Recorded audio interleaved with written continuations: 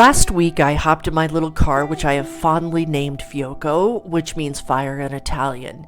She's my little ball of fire and has gotten me where I need to go over the last 10 plus years she's been in my life.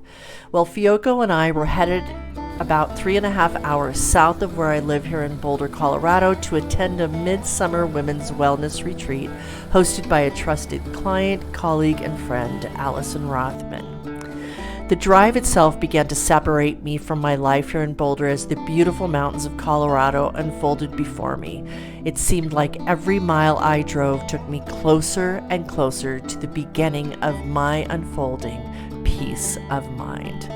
Now, I expected good things to happen at the beautiful facility that I was headed towards, which was Joyful Journeys Hot Springs, and I've been there a number of times and know that it's just a beautiful place.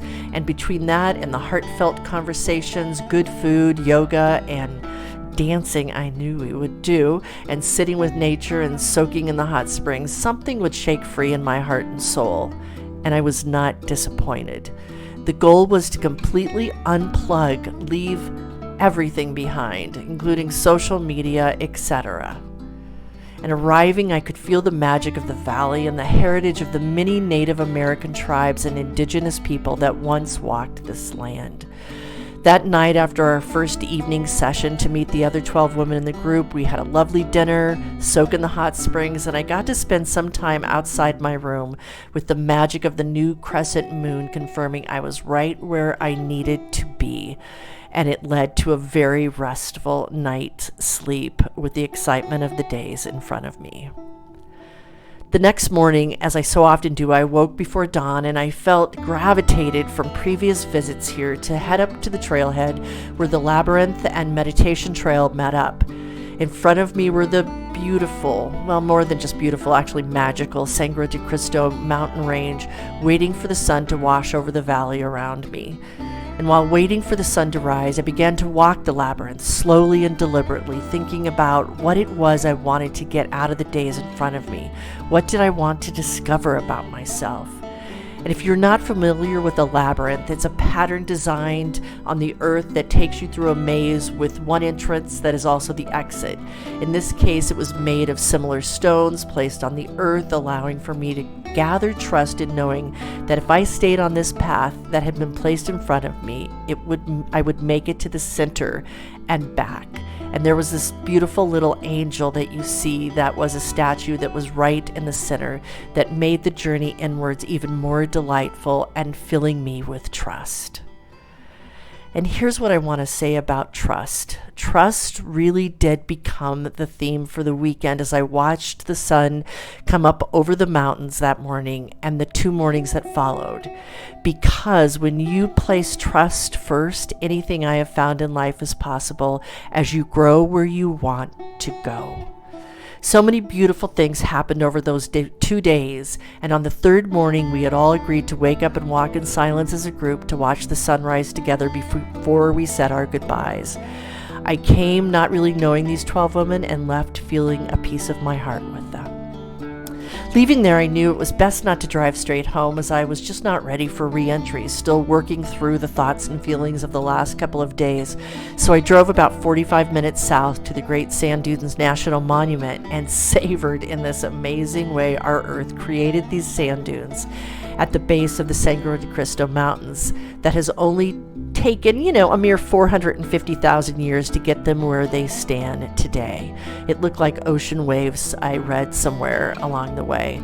It was a clear reminder of how small our time here really is and how precious our limited time is on Earth.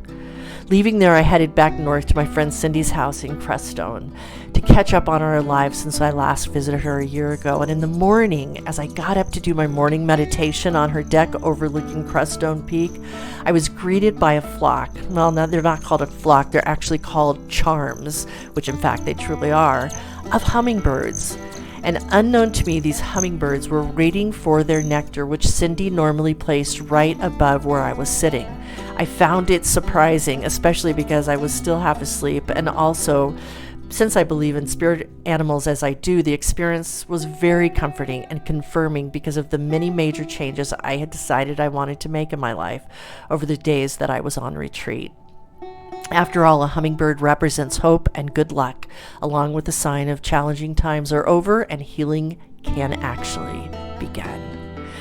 And as these really cool hummingbirds gathered around me and their nectar that morning, it really helped me to see more clearly where I was and where I wanted to go. And it made me think of the women on retreat that I was with, that each of us were setting out on our journey, and how important it was to check back in with ourselves between the voices inside of our head, sometimes being unkind to us, telling us to do more, be more.